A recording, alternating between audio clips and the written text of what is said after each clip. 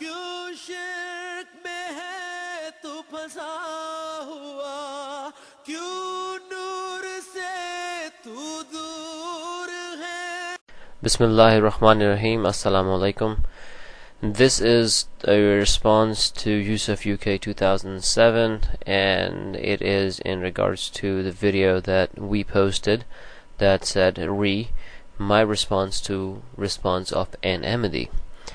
Now, Yusuf UK 2007, we were having a very polite conversation, and Jazakallah for that. I really do appreciate that. He writes in one of his text comments saying, "Walakin does not mean that the first part of the ayat is negative, not in the context of the verse. You are applying English grammatical standards to Arabic. Bring me an Arabic-speaking scholar who tells you otherwise, and I will accept your point, no problem." Now, instead of bringing a Arabic-speaking scholar, we will continue, and this is in reference to the ongoing discussion of the verse of Khatamun Nabiyyin from Holy Quran. And although the burden of proof is on Yusuf UK 2007 to prove his point, but we will prove this from the Holy Quran. The first rule in the science of tafsir is that the Quran is indeed the best musaffir. Quran is indeed the best interpreter of Quran itself. So in this context, no one has been able to bring to the forefront this method of tafsir as magnificently as promised Messiah alayhi salam, since the Holy Prophet Muhammad sallallahu alaihi wasallam, who of course has no parallel, as his characteristics were indeed the Holy Quran. Now, I will go over a few examples of the usage of the word walakin, and a person of learning will openly concede that the usage of the word walakin is as a meaning of negation and is a part of Arabic category of words known as nafi, or negation. Now, the first thing we'll do is we'll look at chapter 12, verse number 111. Now again, the word walakin has been used, and it's in the context where it says, "It is not a tale invented, but a confirmation of what went before it." So it negates what was said before. So but is used to put two values together of different categories, one being a negative and the second one being a positive. Then we'll look at verse number 1037, chapter 10, verse 37. And here again, the word walakin has been used. And here it says, "This Quran is not such as can be produced by other than Allah. On the contrary, it is a confirmation of revelations that went before it and a fuller explanation of the book wherein there is no doubt from the Lord of the worlds." Then we'll look at chapter 2, verse 225. Again, walakin has been translated to but. Allah Ta'ala will not call you to the account for toughlessness in your oaths, but for the intention in your hearts. Next we'll look at chapter 3, verse 67. Again, walakin, Abraham was not a Jew, nor yet a Christian, but he was true in faith. So again, there's two different things put together by the word but, walakin. We'll look at chapter 6, verse 33. Again, in this, the word walakin has been used. In the second part of the verse, it is not thee they reject, it is the signs of Allah. So again, it's saying they're not rejecting you, but they're rejecting the signs of Allah. We'll look at chapter 7, verse 61.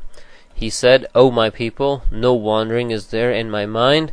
On the contrary, I am a messenger of Lord and cherisher of the worlds." Again, the word walakin has been used, a slight variation, but same meaning. On the contrary, which holds the same meaning as but. Again, we'll look at chapter 7, verse 79. Walakin has been used. I quote again, I give you good counsel, but ye love not good counselors.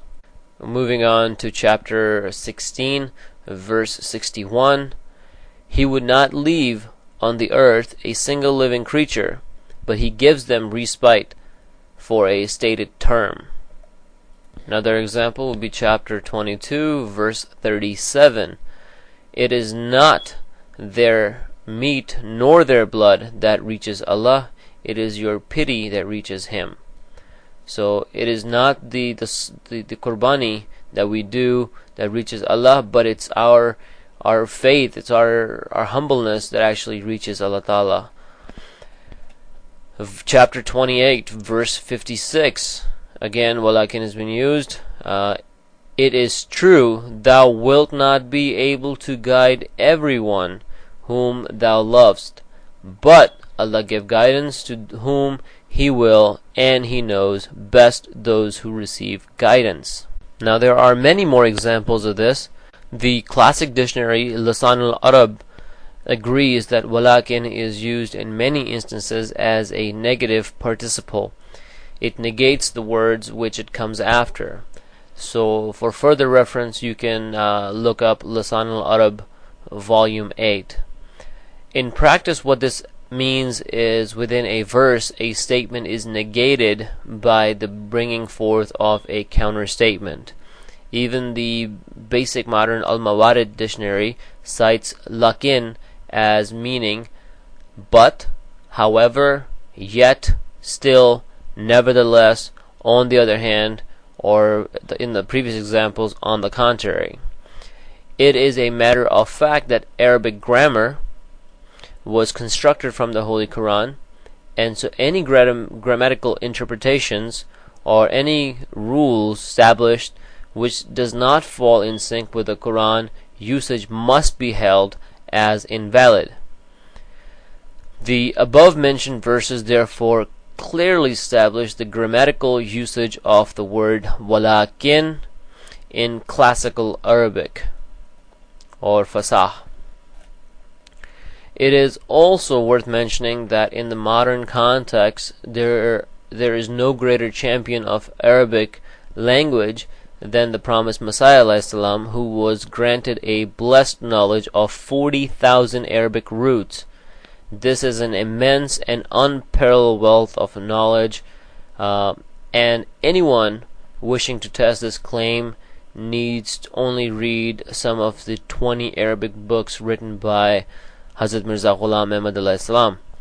To place this into context, it is estimated that a modern Arabic or Islamic scholars would amass roughly 6,000 to about 8,000 roots in his or her lifetime.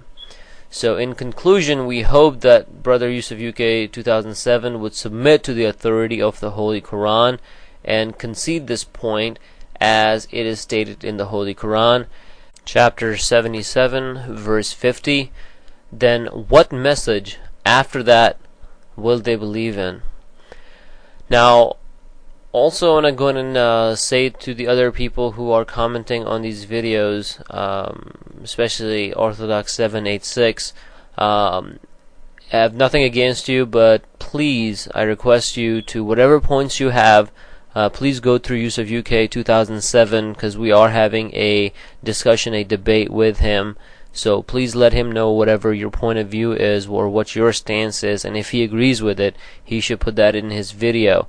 Also, Brother Yusuf UK 2007, you had stated that this interpretation of Khatam al-Nabiyyin or La Nabi Abadi or Ahmadis being called as non-Muslim is interpretation of other ulama and what have you, but since you are the one holding the discussion, you cannot give yourself a playroom to say, oh, this person said that, that person said that. It's not really what you are saying. So take a stance, take a stand.